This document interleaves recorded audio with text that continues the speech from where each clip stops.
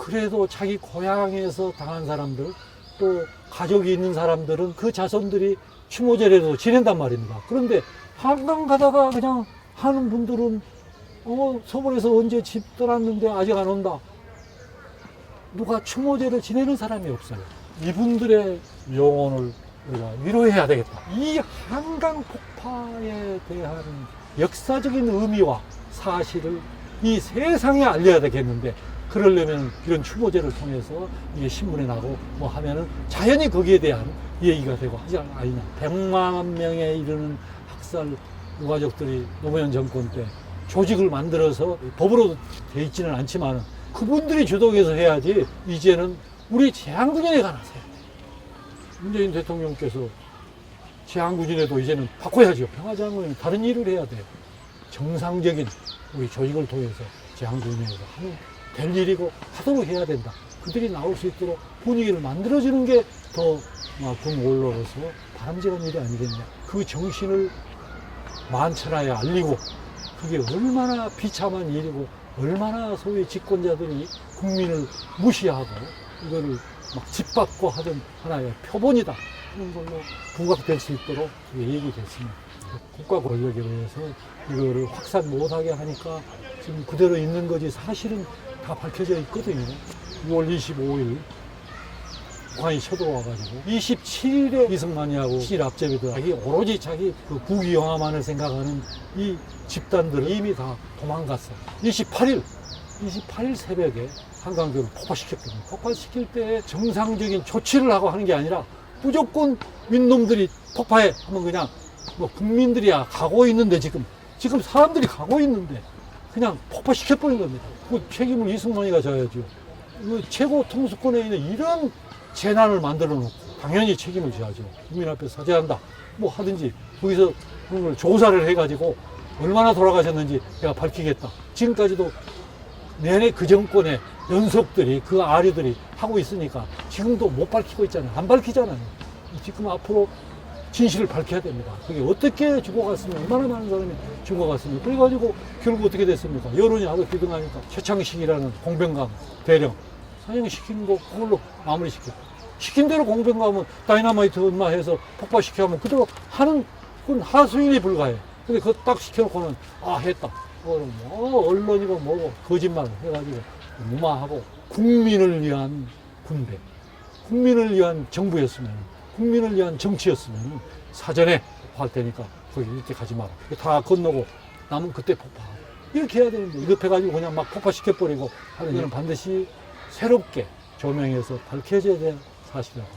예, 김원봉 장군에 대한 여러 가지 말들이 많지만은 정말로 훌륭한 분이고, 군인으로서 정말로 그런 분이 이 나라 군대의 그야말로 표상이 돼야 될 그런 분이지요.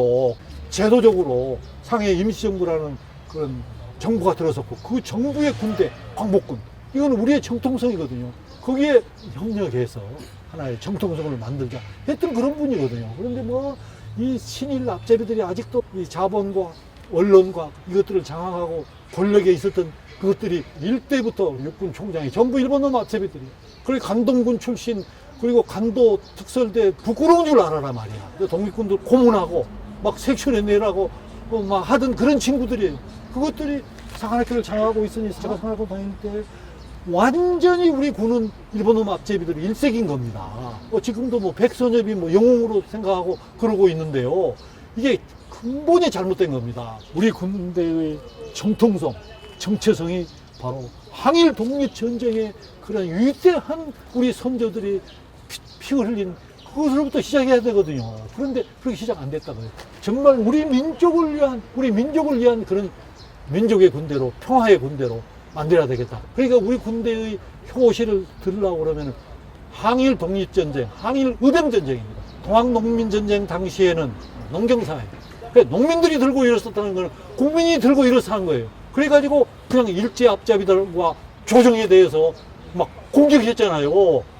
그 정신이 바로 우리의 군의 정신으로 정통성을 세워가지고 교육해야 돼요. 우리 그 육사남 병사들도 군대에 들어가서 배워야 돼요.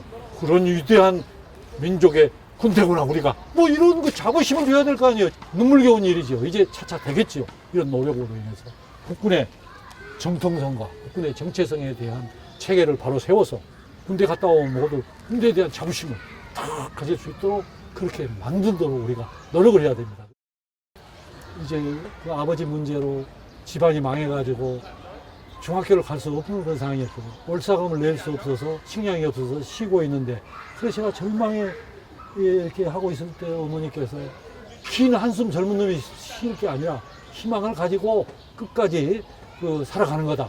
수많은 100만 명이나 되는 돌아가신 그분들하고 관계되는 분들이 그 많은 사람들이 저보다 더한 고초를 받으면서 그들은 학교도 못 가고 어디 가서 뭐 제대로 취직도 못 하고 뭐 여러 가지 이렇게 해서 일생을 살아왔었는데 그분을 대변해서 내가 막 이렇게 주장하고 얘기해야 될 거 아니에요.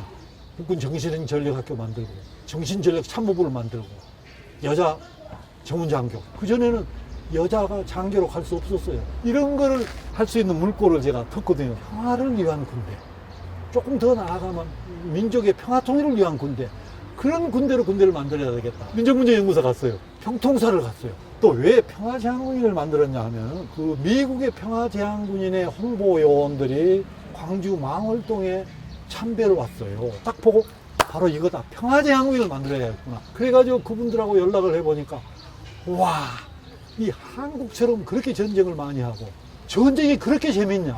전쟁을 참여했던 사람들이 평화를 위해서 뭔가 해야 되겠다는 그런 생각 가진 사람이 그렇게도 없느냐. 그런데 드디어 표장군이라는 사람이 평화제한군인을 만들었어. 이제 한국도 차원 높은 제대군인 단체가 하나 생겼구나 해가지고 이제 미국의 평화제한군이라고 MOU 맺어가지고 그 사람들이 오고 전부 사비로 하는 겁니다. 거기 가고 또 뭐 거기 가서 교육받고 아주 좋은 관계를 이렇게 맺어서 저한테는 큰 힘이었고 우리나라에서는 저거 빨갱이다 하면 그건 완전히 이거는 끝이니까 그 일생은